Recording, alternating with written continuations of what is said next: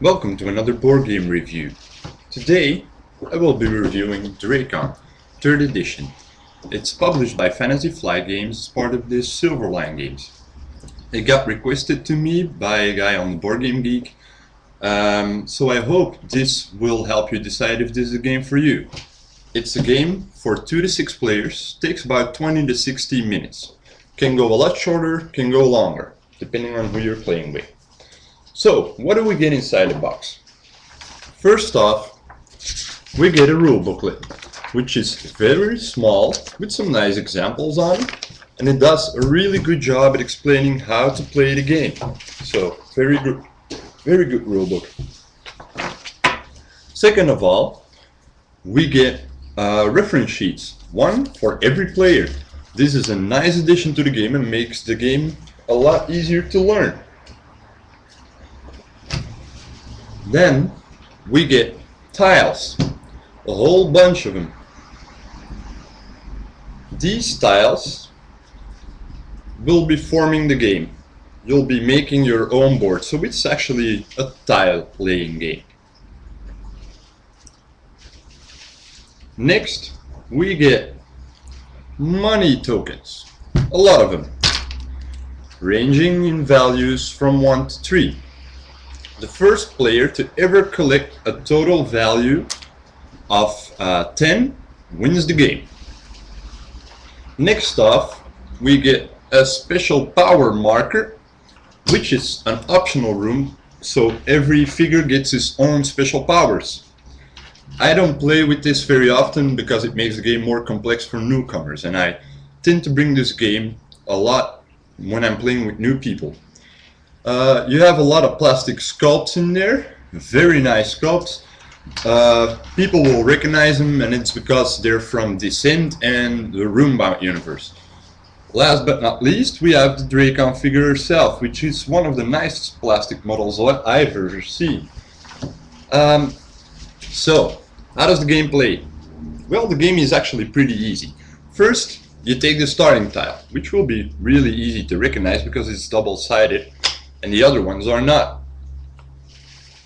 So you place that one in the center of your gaming table, and every player gets dealt 4 cards.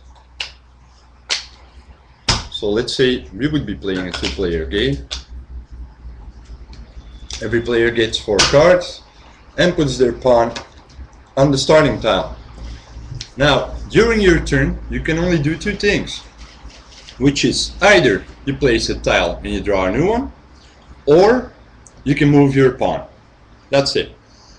So let's say the first player is going to put a chamber with a coin on it, so we can collect gold. Now, the order this works is you cannot place a room that the arrows printed on there are pointing against each other. You have to place it like this. Also, your heroes can only move in the direction of an arrow. So he's going to be placing it like this. And, of course, he draws a new card. The other player gets to do the same thing. He decides to move to the chamber and draws a random coin, which he keeps face down. He looks at the value. If he ever has a total value of 10, he'll win. Now he drew a number 3 value, so you never know how much he's gonna be getting. So the fastest it can go is if you have 4 coins, the game could be over. That's basically the game in a nutshell. But what makes the game good? What makes the game good are these different tiles that you're gonna be placing. I'm just going to be naming a couple. Here we have a blank tile, which will do absolutely nothing. We have one with a skull on it, which makes you destroy a chamber. This is the Drakon tile. The first time you play a Drakon tile in your character land, the first time you play it, you get to place the Drakon figure on the board.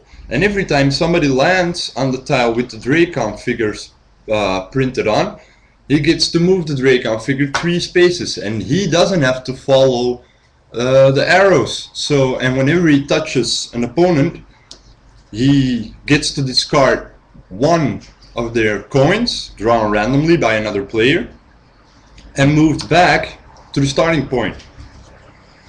Here we have an escape chamber, magical escape. If you play this, your pawn gets placed immediately on there. A gold coin, which lets you draw a coin. A floating chamber, which is a very interesting chamber. When you play it and your character lands on it, you get to move it around the board and place it adjacent to another one. Of course, you gotta follow the placement rules, but it's a very neat chamber for getting where you want to be on the board.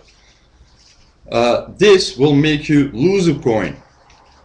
So you can place that in front of another player, so he has to lose a coin if that's the only option where he can go. This is the magical harp. When you play a magical harp next to another opponent, he has to go into the chamber with the magical harp. He cannot follow any of the other arrows. Magical shift lets you, when you play this card and you land on it, it lets you take one of the tiles from the board, place it in your hand, and put another one there. So it's good for blocking somebody else's road or taking a tile that you want and getting rid of a tile you don't want.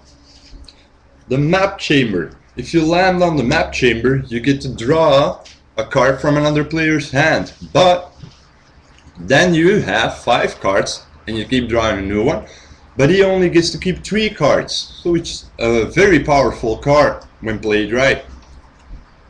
The master key. The master key room, which has a key printed on it, when you play it next to a room, lets you move against the arrows.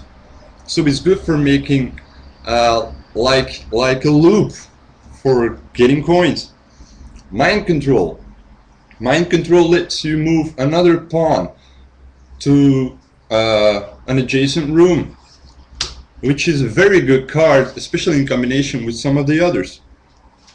Rotate a room lets you rotate a room.